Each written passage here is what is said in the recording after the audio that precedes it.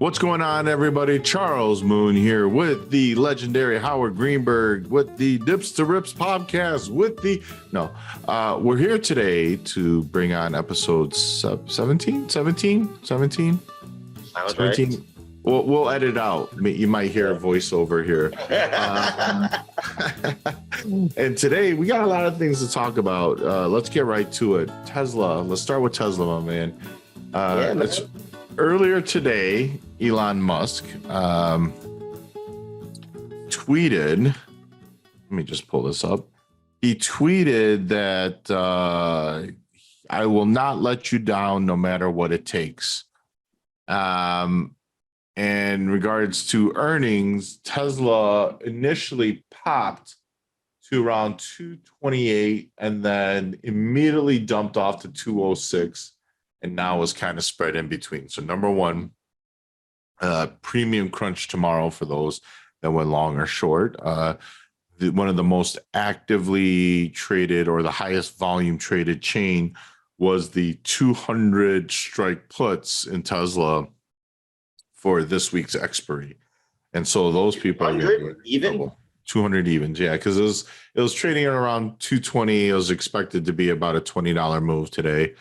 Give or take. I saw it around 17.5, but most people were pricing in 20. So we're waiting on the conference call. The numbers overall didn't look terrible. Their revenue came in, I think, $1 billion less than expected, but EPS beat. And the metric where Wall Street tends to judge Tesla on is at deliveries. So they delivered by more than expected. They did say that Q2 in Shanghai deliveries slowed, but Q3 delivery production came in higher than expected.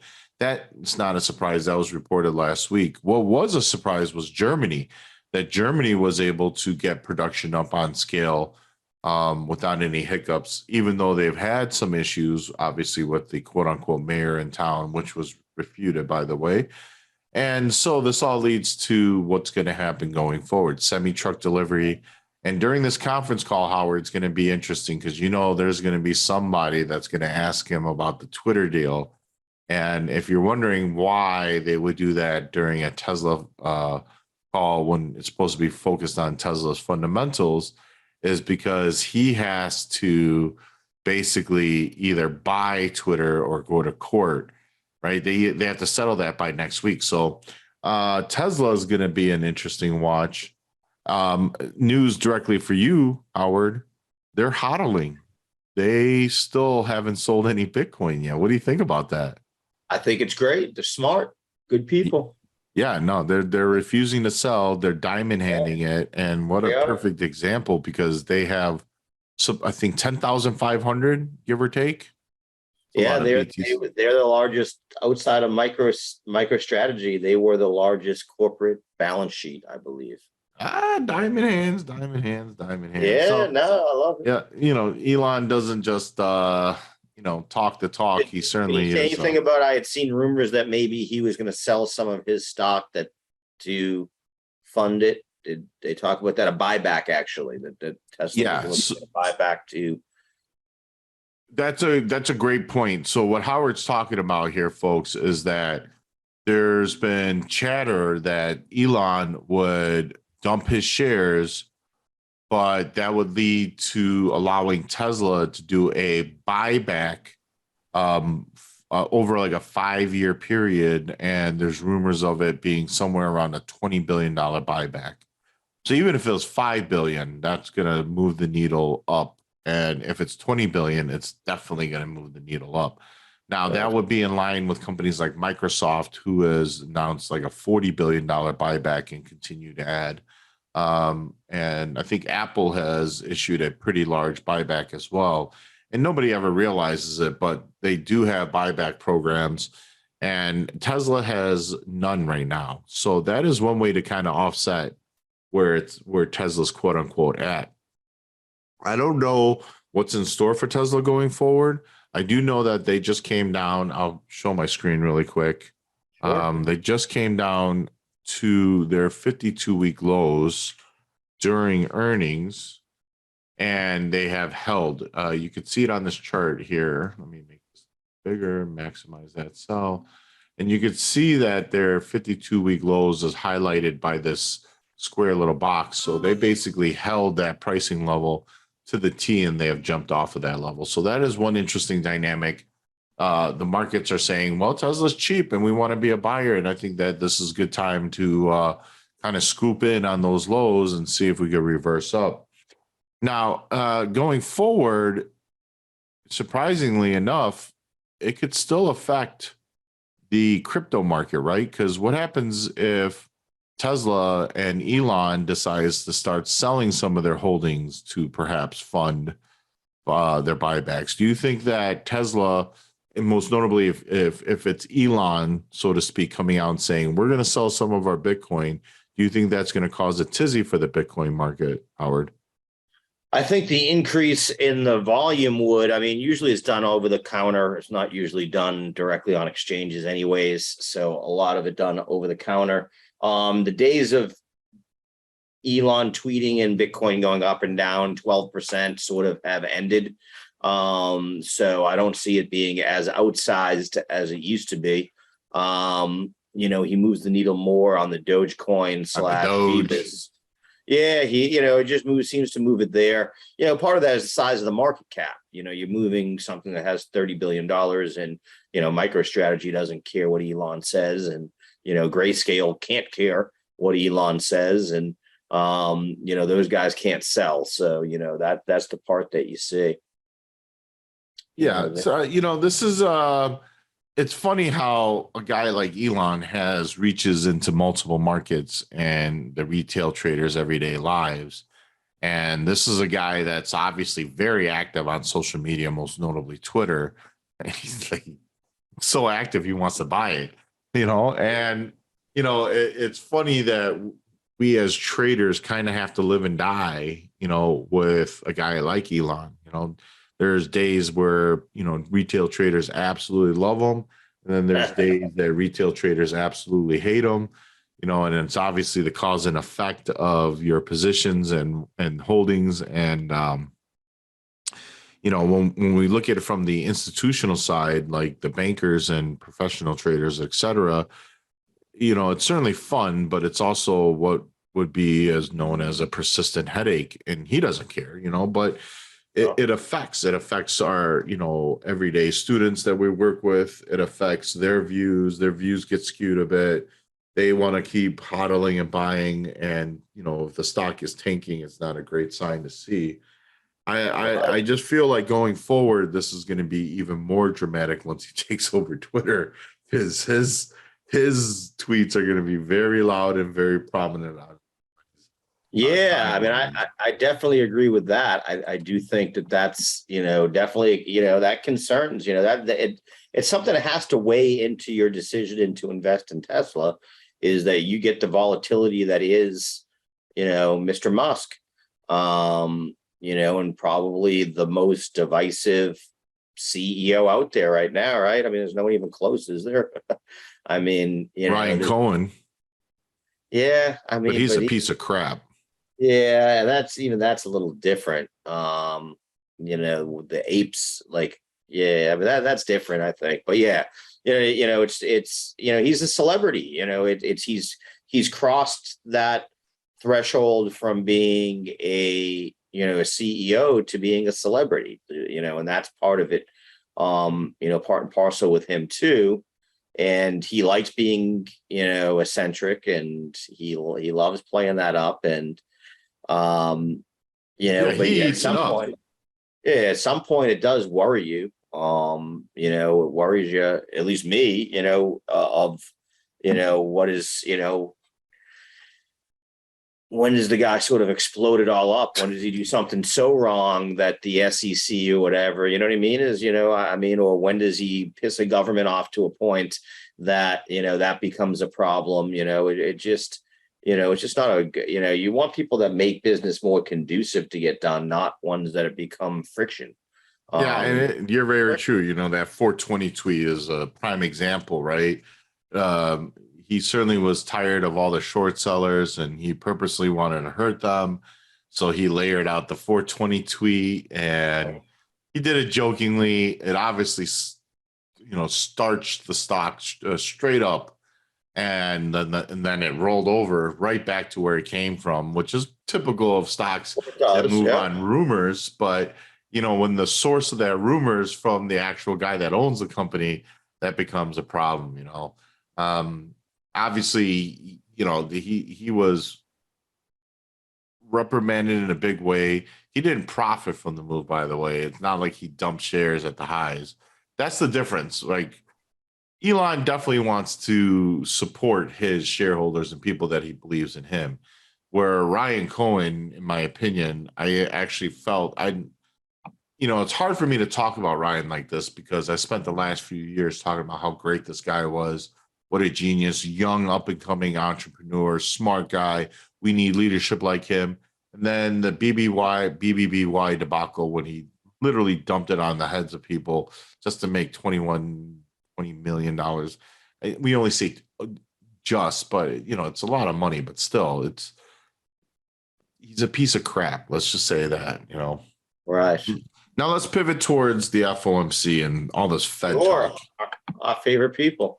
My God, today Neil Kashkari talking with his perfectly manicured eyebrows. He actually said something that affected both of our markets as well. Just briefly was asked about digital currency, and he is a big time skeptic. He is very pessimistic, but did say it's still on the table and that it's still being discussed by the Fed.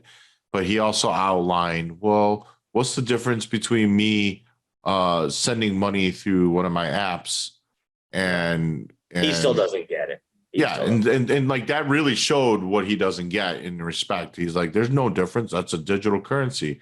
But, that's his cavalier attitude towards it, right? And that's the thing. That's the problem, right? We have these guys that have these platforms that everybody's watching, especially because of the time right now, going about talking about digital currency. So, I've asked you this before, and I'm going to ask you again, and it's probably an old record. What does digital currency mean to you, an individual like you, who is as you said? Well, I don't know what you mean there by that. So do you like CBDC? What do you? I don't know what. Okay, so to the average person, right?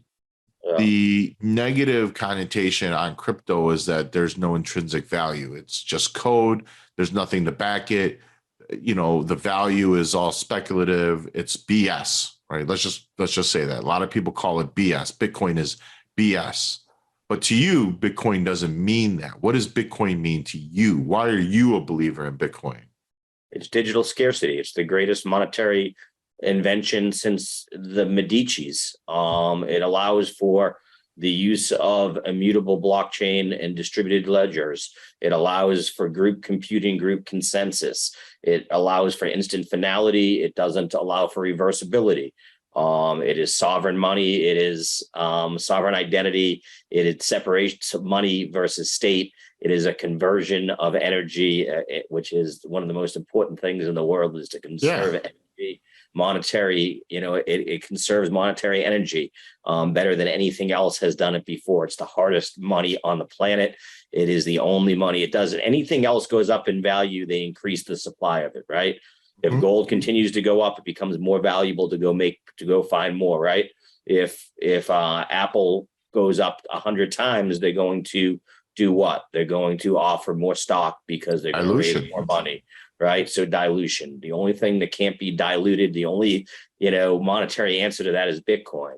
And then for the others, when it comes to Ethereum, is it's technological code. It's why is Tesla worth so much? What do people say? It's not a car company, right? What is it? It's a tech company. Okay. So Ethereum is going to be the Apple store for the decentralized web. It's where the dApps get developed. It's where they live. So Ethereum is basically nothing more than a decentralized version of the Apple store that doesn't take 40% of the money from the creators. And by the way, this is why Howard's a legend. Listen to the science that he literally just dropped here in the last 90 seconds. For those that are unfamiliar and kind of trying to learn and understand the valuation of cryptocurrencies in relation to fiat and really hearing a lot of outside noise from people that are uneducated. This is why you need a guy like Howard to actually speak the absolute resounding truth. And this is extremely important because this is where the value and understanding of why we need, something like Bitcoin and a decentralized system. And of course, Ethereum being the backer of that, system in itself, and where generational wealth truly could come into play. In all honesty, the true generational wealth is possible in the stock market, extremely likely in the crypto market. So, folks, if you trade stocks and you trade crypto to get rich, which is why everybody does trade, and you are a non-believer in that situation, you're not going to get rich. You're going to end up dipping and flipping too quick. And this is something that I regrettably have told Howard, because in 2018, 17, after we saw it roll off of 20,000 Bitcoin and get down to 4,800, 5,000, I nibbled because I viewed it as a trade. I'm like, this is a great opportunity to buy in at value, and maybe we could see it go up. And sure enough, it started going up, and sure enough, I let it go too early. And sure enough, I missed the entire ride. So now I told Howard when I first met him, that crap ain't never happened again in my lifetime.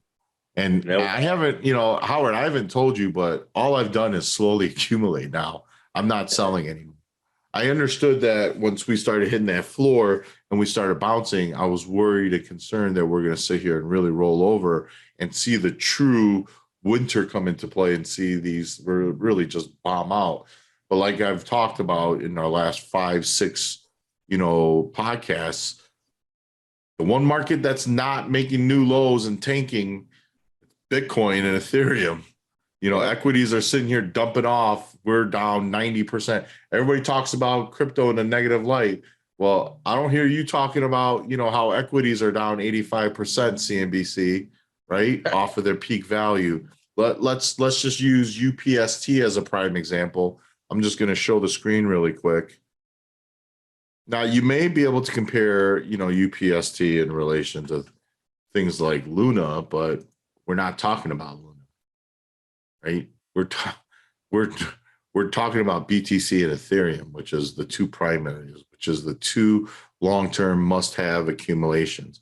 I mean, think about this: 401 into $20, and this, by the way, happened loss, right? In a calendar year. 1 year. That's all it took. Yeah, you can mistake that for a crypto chart, but it's not. Yeah, absolutely. It's not. It's an equity. So what's the difference, guys? What's the difference? You tell me. What's the difference? Price action is the same. Nothing is different. I'm with you, Howard, man. And thanks for breaking that down. So now we have the perfectly manicured Neil Kashkari. We have Evans and Bullard speaking. Bullard surprised, by the way, speaking it late in the day. He didn't like that the market was going up. So he's like, I got to speak to you. I swear that's what it is. I mean, it's anytime the market gets 15 seconds of breathing room, they're like, these guys aren't listening to us. And the next one goes out and says something more insane. I mean, the fact that Bullard said, yeah, I think these rates might affect housing. I'm like, are you kidding me? You got people. I have a neighbor here that has been looking to move, and they paid to lock in a rate, and it's getting ready to expire, and they're having issues, with the home that they were buying and didn't pass inspection and all this, and they're at the point where they might just say, screw it, it's cost us less to fix $10,000 in mistake, in issues, than it is lose another point on our mortgage. So, I mean, yeah, it's insane. We talked about it, I think a little bit last week. The difference is, back when my parents had a mortgage at 8.5%, the cost of a home was 1.5 to 2 times the yearly salary. Now it's, 6 to 8 times the yearly salary. That's a big difference. His opening statement today was, inflation is high and we have to turn that around. You know that he should have just said buy Bro. puts, buy puts. Bro, what are you doing? I mean, have you run out of things to say that has to be your opening statement? Yeah.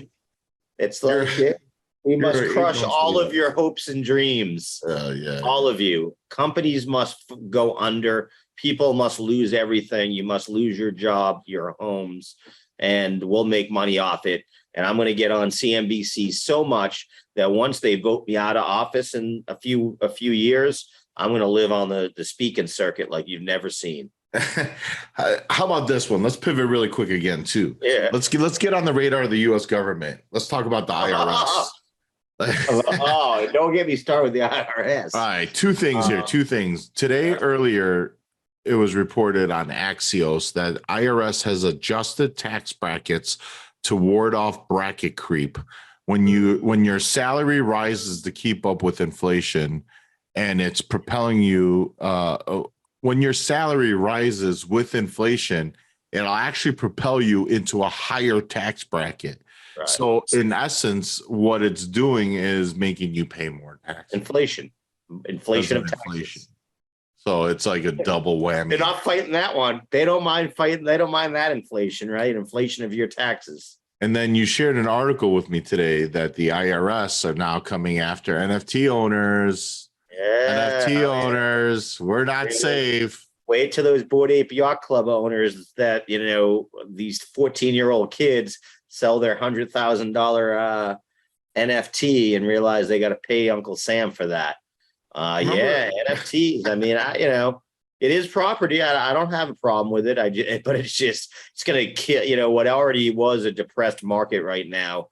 In NFTs, it definitely puts more headwinds in that way. And there, I mean, if we relate it to physical art, I mean, is the taxation the same?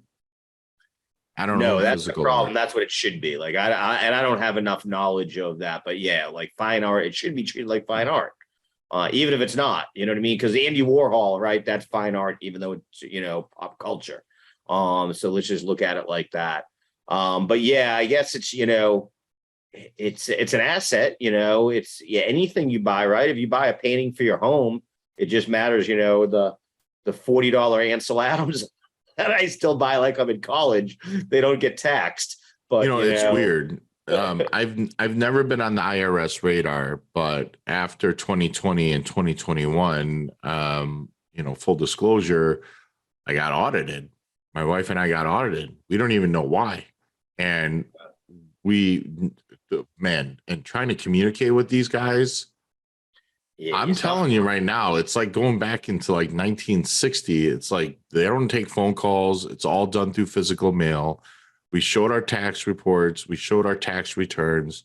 We're like, okay. And thankfully, my wife is one of those keep everything on file, to the T. And this correspondence took a full year. And then they're like, okay. Looks good. Yeah, and mind you, I had to pay a lot of taxes out of pocket because I had a few NFT sales that were pretty good, some of which and I definitely own a lot of NFTs here still. I haven't been buying, I haven't been getting into new projects because of the depression of the market. And in fact, NFT projects have pivoted. They said, listen, this is our opening project. Any further project that you guys want to buy into, you have to physically own this NFT to get involved.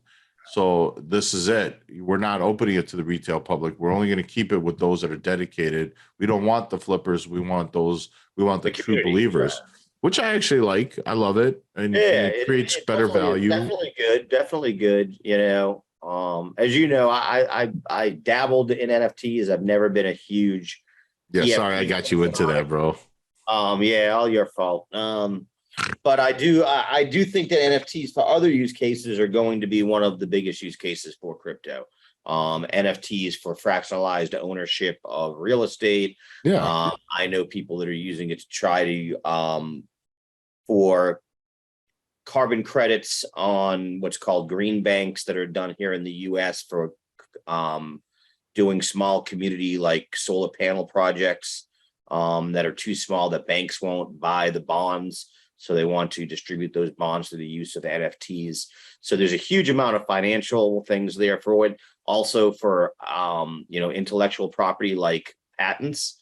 NFTs at some point will probably be what you see a patent done through. Yeah, anything with the utility is where the value is. Yeah, the picture art part of it, I don't know.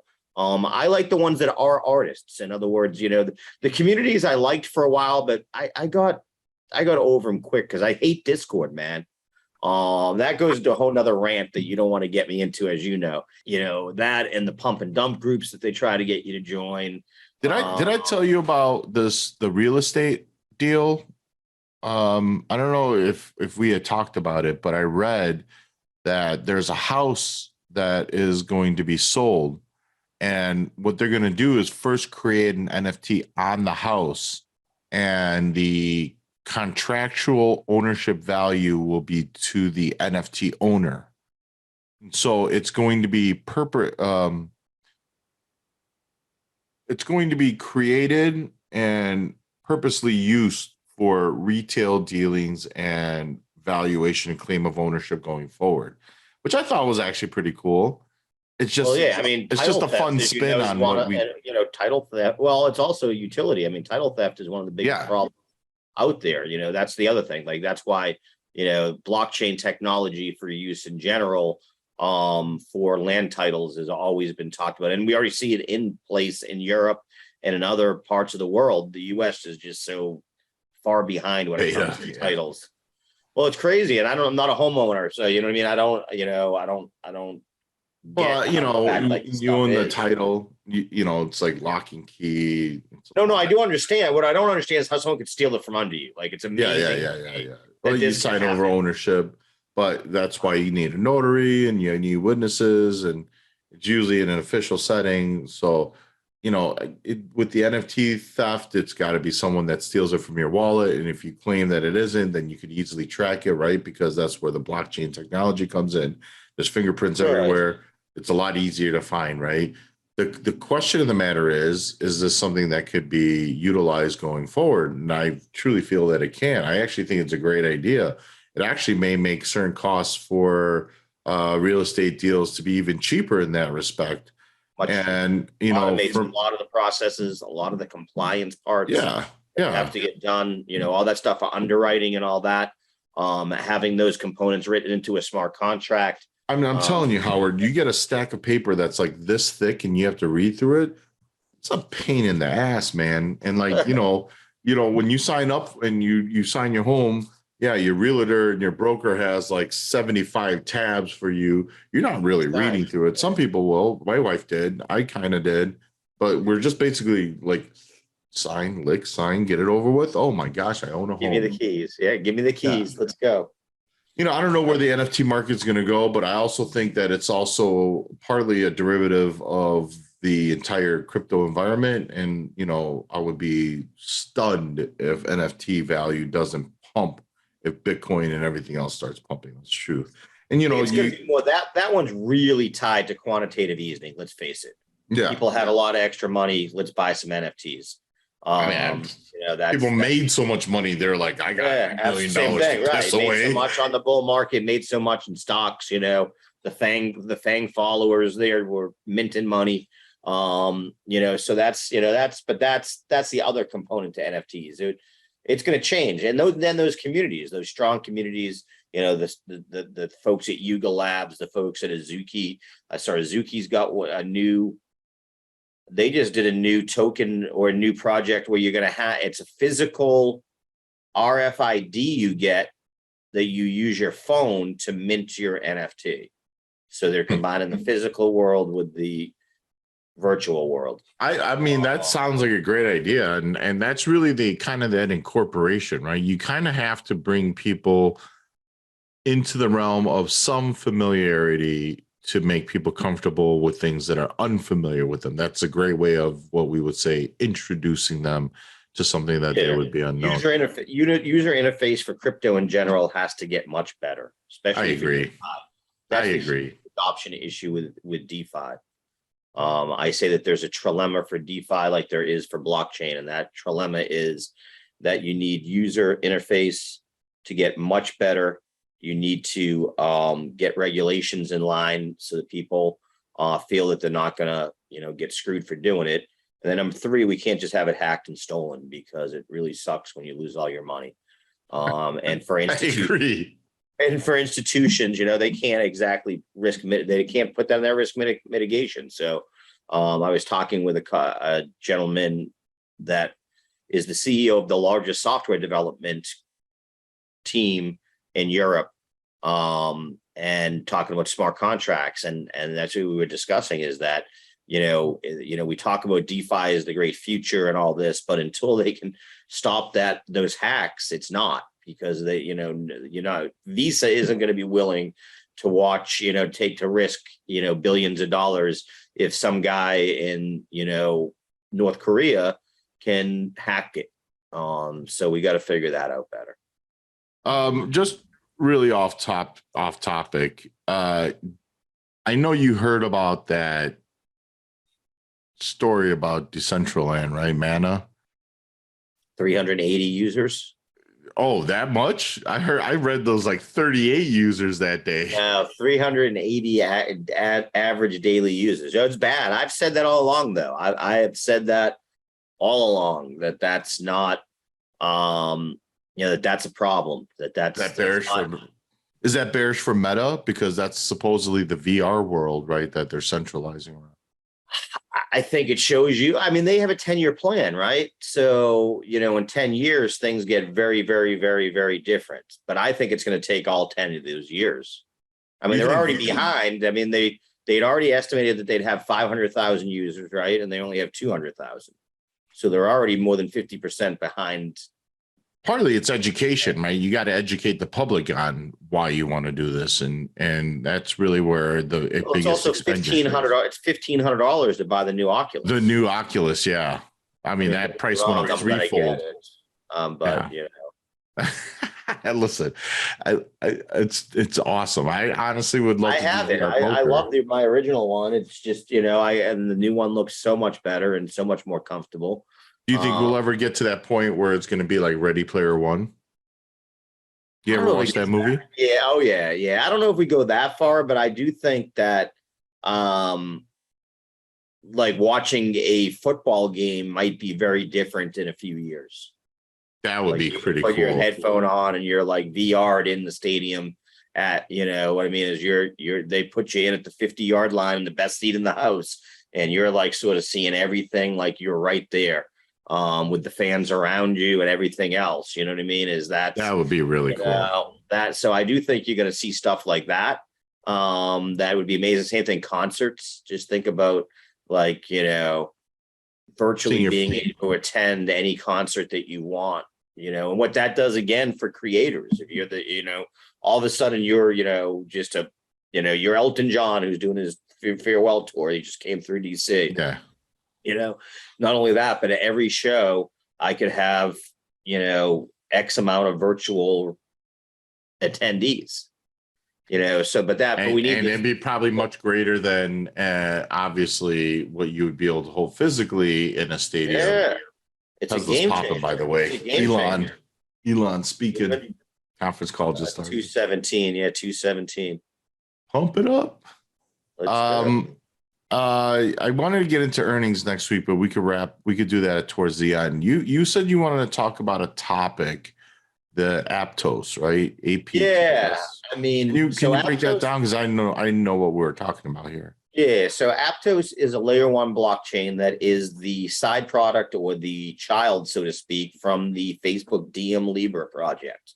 So the folks that were behind were the developers that were making Diem for Facebook.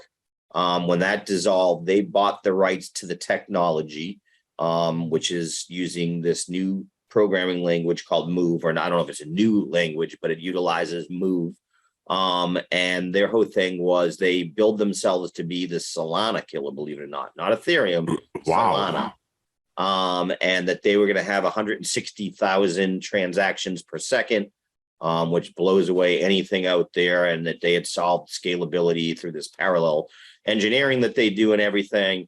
And again, the developers there. And then the other key component of it was that the FTX and Sam Bankman-Fried and Andreessen Horowitz and 16Z are the major backers. It's hugely VC financed to the tune of somewhere like $400 million.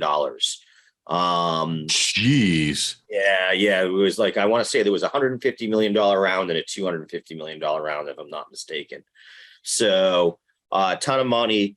And what has happened is a couple of things. Number one, they're opening up in this like small ecosystem test net thing, and they allowed people to become validators and do it, and they earned coins that they got airdropped, and it was a small amount of people. Again, a lot of talk that it was all the same VC people that got access to be these testnet validators. And basically it launched. Before it launched, they got really upset and they went after Binance and others because they didn't want any perps to be offered. They didn't want any way for anyone to be able to short it off the bat. And Binance was like, nope, we're going to do that right away. And then FEMEX and FTX added in and they all got perps. So Aptos launched yesterday, shot up to anywhere from 22 to 55, depending on the exchange, and now sitting back down firmly at the $7 range. So, yeah, so huge pump and dump right off the bat.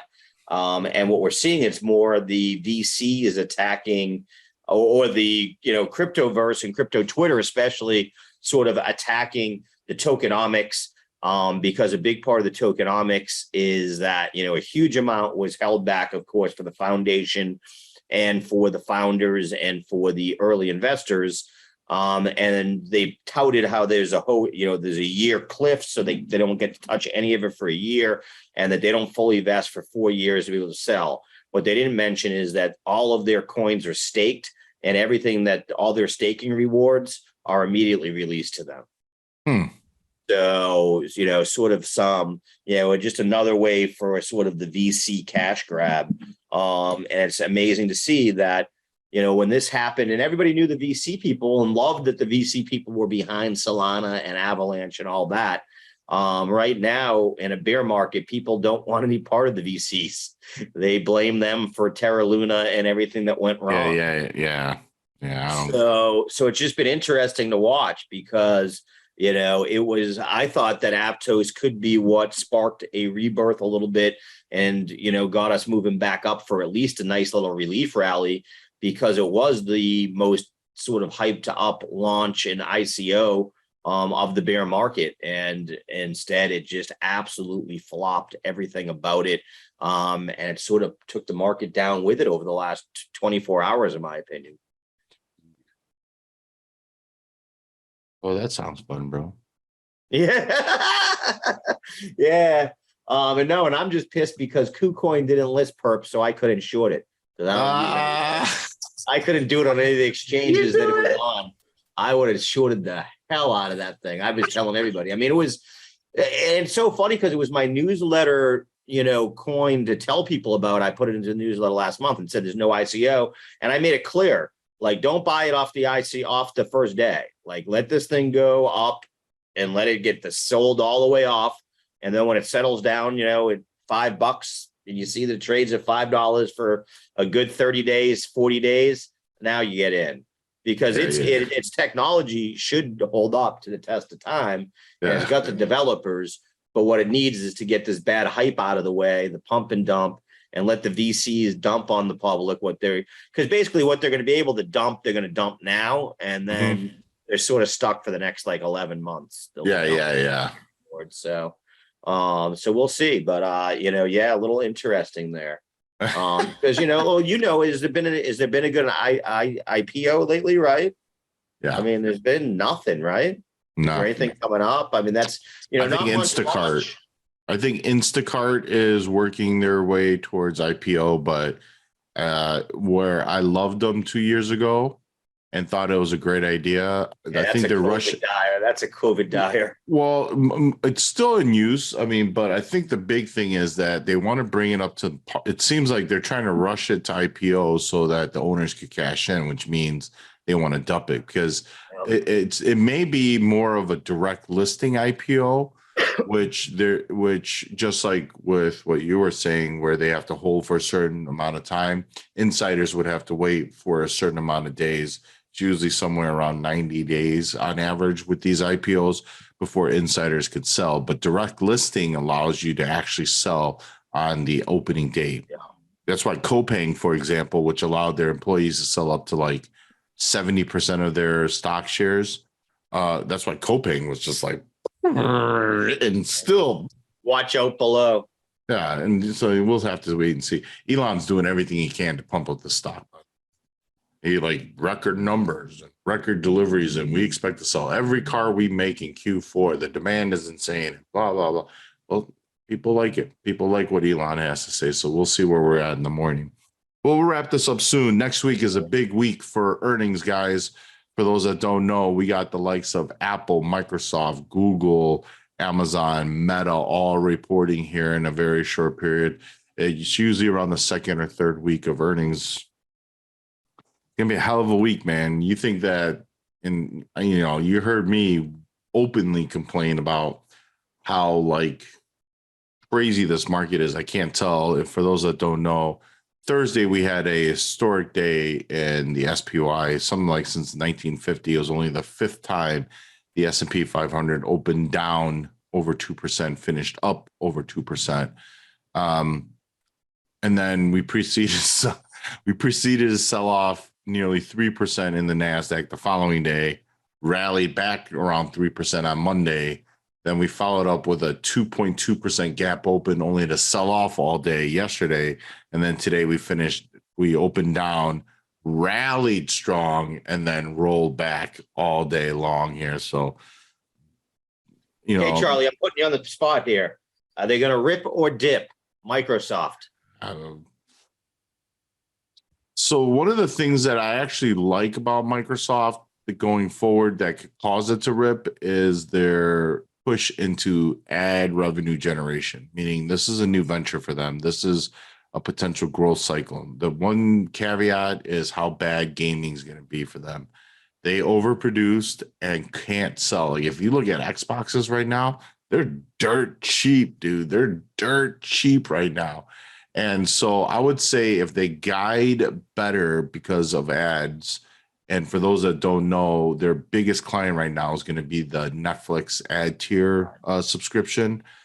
That is going to be the booster. Otherwise, man, Microsoft is still laying people off. They're really tightening up their budget. It may not be in a good spot. I'm probably neutral bearish on them.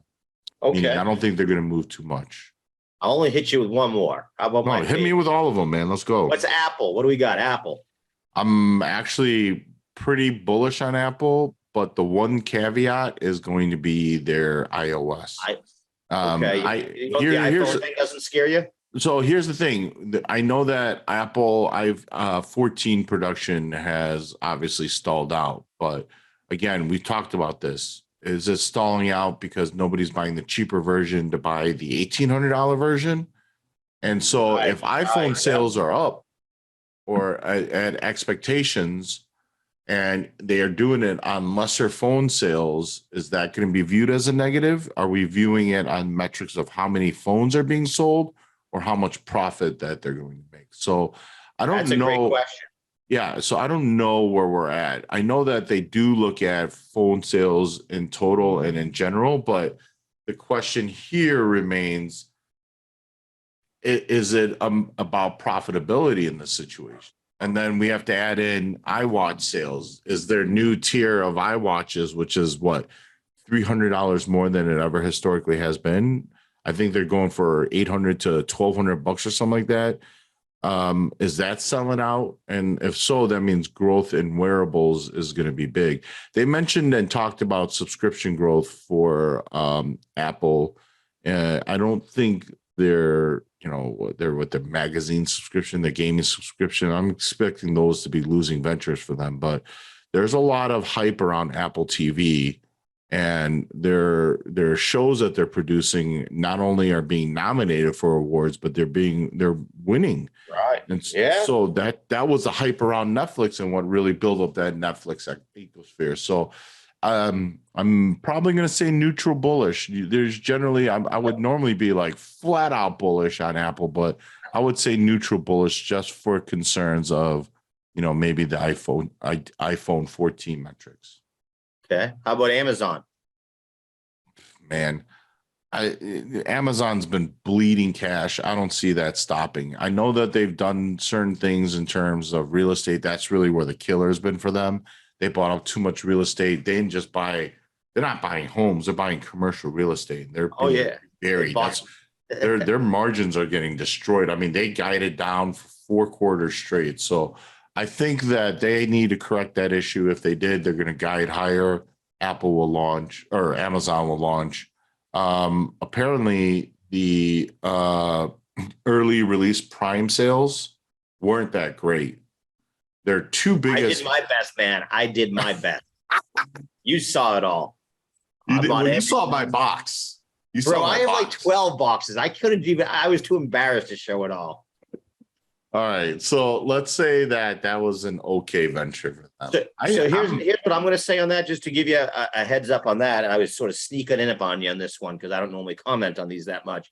But I saw Bezos talk about how recession is an absolute, certainty here. That sounds to me like a guy that's letting the market get ready to know that they're not going to do that well. But you know what? No one's going to do well. So we're not doing well is what I saw out of Bezos today. That's, that came out. I did see that. He did say we're going to spiral into a recession. I don't know. So I always go with that smoke is fire thing. I love the conspiracy if I can get it. Yeah, for me, it's more like if Amazon was trading on 52-week lows, I'd be more inclined to say look to the upside. But I'm actually probably more bearish on Amazon. The one caveat again is, do they correct margins? Because they're, for e-commerce, their margins are like razor thin. It's like 0.02%. I'm with you there. I think supply chain issues still are going to hurt them over, again, overstocking the wrong stuff based on those COVID numbers that had come in. I'm with you there. I agree 100%. I got two more for you. One that I know isn't your favorite company, in fact, but it's a industry that you really have a good eye on, in my opinion. What do you think about Intel? Is in a couple of days here. Oh man, Intel's effed. How do you really feel? But I actually I think they're going to go up, and I got to be honest with you. Really, under $25 for me collectively, you got to buy Intel and think about 2025 to 2027, where they're going to make a major footprint in the United States market. Yeah. That's where they're building out their foundry, and building everything. I believe that's going to be a major catalyst for Intel. So for me, in the long-term game, I like it. I actually don't think the numbers are going to be great, but I actually think Intel is going to probably hold or go up. So I would be neutral bullish on Intel at these levels. Then I get another one just on a totally different sector we haven't talked about at all. What do you think about Exxon? I know they're next week. So, these energy companies should be reporting like extremely strong profits. And I think Exxon's going to do the same, but I don't know, they have this Russia thing that's going on right now. I don't know where they are globally. I think BP reported last earnings was just okay. I'm going to say it's like almost dumb to think it's not going to be bullish. I just don't think it's going to be as bullish as everybody thinks. So I would be neutral bullish on Exxon. Okay. I think bullish could even good numbers could lead to a bad reaction by the market still. Because it's like the reaction, it's priced in, and people are just you'd have to blow them away. You'd have to set such records just to change the needle, in my opinion. There, that's even then, it's like not guaranteed, right? Because Exxon's trading near 5-year levels, and it's like we know that crude isn't going to sustain here for that long. I mean, it may be up here for the next 6 months, but the question is, when is the war going to end? And if the war ends, boom. And then if you think about it, there's certainly possibilities that crude pricing could sustain a little bit longer because OPEC Plus cutting back 2 million barrels a day. That obviously through, basically Saudi Arabia, the United States and Saudi Arabia. United States flatly just said, now Saudi Arabia is siding with Russia, and Saudi is like, hey, the don't pin us like that. I mean, come on, man. We need to make money too, but it's like slow down there, Biden.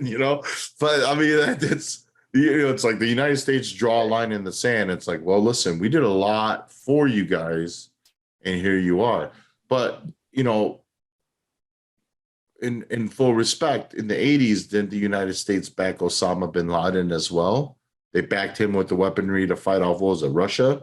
And fight off the incels, so to speak. And then sure enough, look at how it turned out. So, hey, listen, we've had a past history with the Middle East countries, and we know that if things don't work out, well, we'll just let Saudi Arabia deal with their own problems. They can buy all the weaponry they want, but it'll never amount to where the United States are. And United States, unfortunately, has a habit of saying, well, if we want something, we're just going to come and take it, aka Iraq, right? That's why we invaded Iraq, so to speak. At least that's what the theorists say. So we'll see. With Meta, I don't expect Meta to do well, but if Moz and DAWs are there, that'll be interesting. Those are the metrics that's watched for Meta. I think the number one thing with the Moz and DAWs, if those are sustained, is then it comes to what's ad revenue generation. As Facebook said, we've had more ad purchases and sales, but it didn't really equate to the same amount of volume in terms of numbers. The numbers were much greater because digital ad revenue, it's basically like an auction process, and it gets sold to the highest bidder, and it's the same thing. Well, money is not flowing in the same, cost-cutting measures by companies. The first thing they do is cut out marketing, right? So we'll have to wait and see. And then, of course, with Google, I think Google's the one that we have to kind of lean on, because if Google continues to write off their bad backings and deal in these, IPO tech companies like FRSH that came out. Number two, if their cloud revenue is actually strong and they're now still showing that they're, inching their way into the cloud world, which is dominated by Azure, Microsoft, and AWS, Amazon, that's going to be extremely important. And number three, YouTube ad revenue, right? Right. It's the same thing with Meta and their ad revenue generation from the digital standpoint. For me, it's like not for certain for YouTube, but when people watch YouTube and they get hooked on it, it's like same thing. You watch Netflix, you get hooked on it, you don't stop. And I can't recall the last time I saw an ad on YouTube because I'm a premium holder, but in the same sense, there's a lot of people that aren't YouTube premium users. So I'm not. Yeah. So if people are utilizing YouTube every single day and they're watching these longer videos, the ad revenue goes up. It wouldn't surprise me that people are sitting there watching about stocks and what to think. And, guys like Meet Kevin certainly generate a ton of revenue from, the stock standpoint. I don't know if you guys know who he is, but he made his claim to fame with real estate. Then he got into stocks, and then he got ran over with stocks and crypto at the same time. And now he's just living off of YouTube. I don't know what else he's doing. I haven't watched him. So I like Google for those metrics to the upside. I actually think Google, Nice. Which over the last few earnings reports have been the standout, I still think they're going to be the standout. I have one last one for you. My favorite person out there, Rat Poison Squared. What is Mr. Berkshire Hathaway, who also is funny as can be, because him and his sidekick Charlie Munger tell the world that crypto and Bitcoin is rat poison squared. Meanwhile, they're the largest investors in a small little bank called Nubank out of Brazil and Latin America, who just announced today that they will be launching their own cryptocurrency. So we will soon have the Berkshire Hathaway coin. No, it's not that, but it's going to be New Coin's coin. It's a good question. I don't really follow Berkshire that way. I know that they're really concentrated. Like Apple, Chevron, and Oxy would be my questions. Yeah, I mean they're heavy. That's them. That's their three major holdings. Yeah, and their portfolio has like 100 stocks in it, by the way, but it's like severely concentrated in those three. Is in those three, yeah. Yeah, and so I don't know. Do they report like their real estate wing? And I don't know. Like I don't know what they report out of Berkshire, because Berkshire is a umbrella company. We know them predominantly through, obviously their equity holdings. Every time, either Munger or, the Oracle of Omaha speaks, people tend to listen. But in all respect, obviously they ditched the airlines, which overall seems still like a really good play. They loaded up on energy, which overall seems like a pretty good play. They were smart enough to just continue to accumulate Apple, which on this dip wouldn't surprise me if they bought more next time, these filings come around. I don't know. Their stock performance is down quite a bit. They're like over $100 off their highs at one point, and that's just not typical with Berkshire.